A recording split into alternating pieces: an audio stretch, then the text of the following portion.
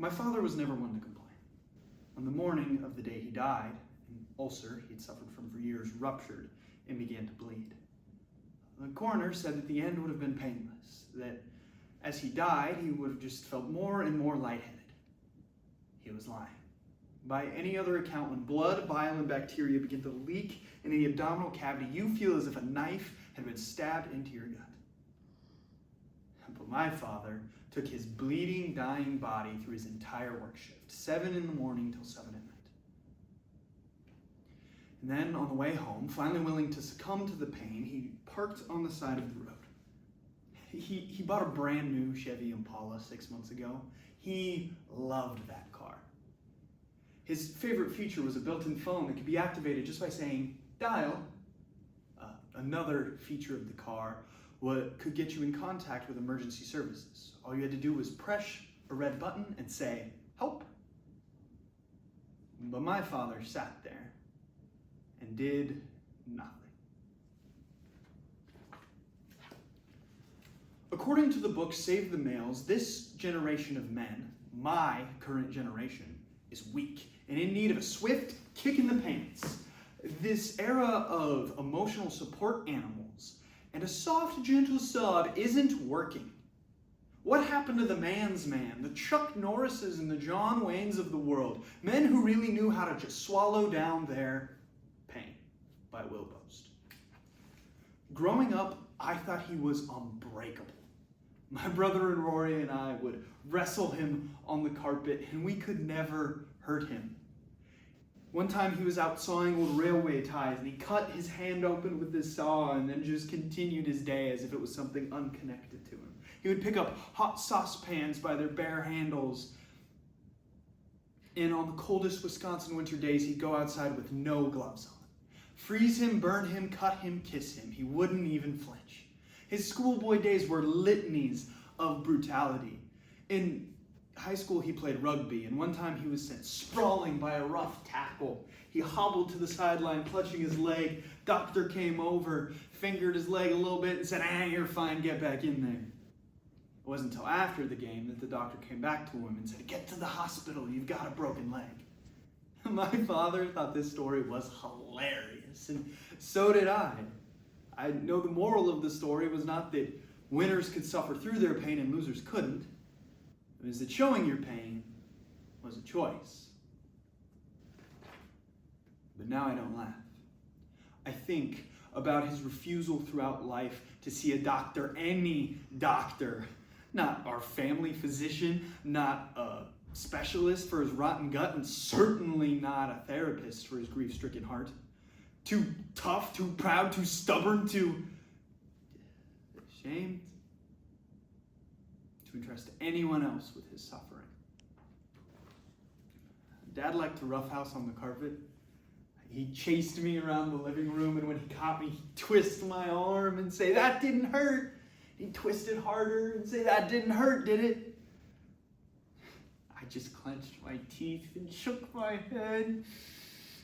And then when he released me, I would rush right back at him. The old wisdom tells us the longer we suffer, both physically and otherwise, the more we grow used to the pain. The first lash is unbearable, but the 10th we take a little bit better, and by the 100th we barely feel it. I've found the opposite may be true. Then, when you go through a long ordeal or depression, you begin to feel pain more acutely. You just show it less. The Stoics' creed, the Stoics' prayer, what doesn't kill you makes you stronger. Keep calm and carry on. You can take it. It turns out to be nonsense. I now realize my father's upbringing and my own left my family pathetically ill-equipped for the course our lives would take. The day my mother died, my brother Rory started partying harder than ever. He veered as far as he could from the straight arrow path I had taken. And my father, now on to 10 or 12 whiskeys a night every night, tried his hardest to cajole, lecture, and bully it out of him. Then one night, my father's greatest fear came true. My brother Rory died in a car accident on his way to a party with his buddies, slamming beers. My father, with no other means of coping with my brother's death, turned to the only medicine he knew: drink himself to death. Most of his life, he'd suffered from a bad stomach. Not a day went by when he didn't suffer some sort of discomfort. Now on to 10 or 12 whiskeys a night, every night. It wasn't a son's place to tell a father his business. At 30 years at the same company, he only missed a few days of work. Even when my mom was sick, even when my brother died, and something seems cruel to me now. They gave him an award for his attendance. Toward the end, he softened. And on the morning of the day he died, he called me. He seemed to be in a cheerful mood, but I was hungover and pissy about being woken up early. I was already well on my own way to my 10 beer a night, every night drinking problem. He told me he added me to my family's AAA policy. He asked me to repeat the number back to him. Twice. He cared so much about my safety, even though he seemed to care none for his own. Dad, I got it, okay? Did he know he was going to die that day? Did he know?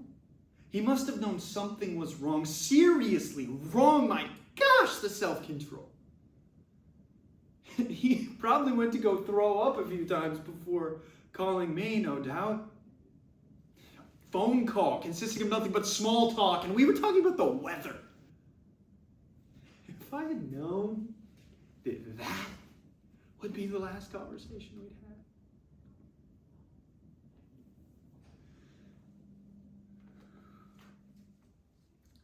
had. That evening, my father pulled to the side of County Road B, parked neatly on the side of the road,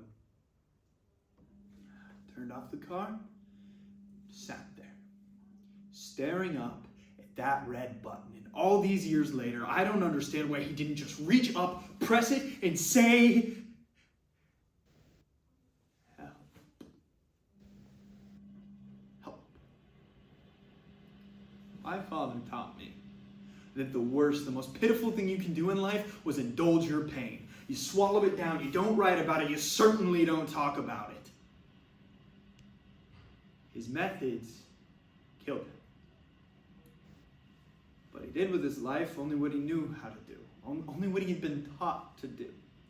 So now the question remains, what do I do with my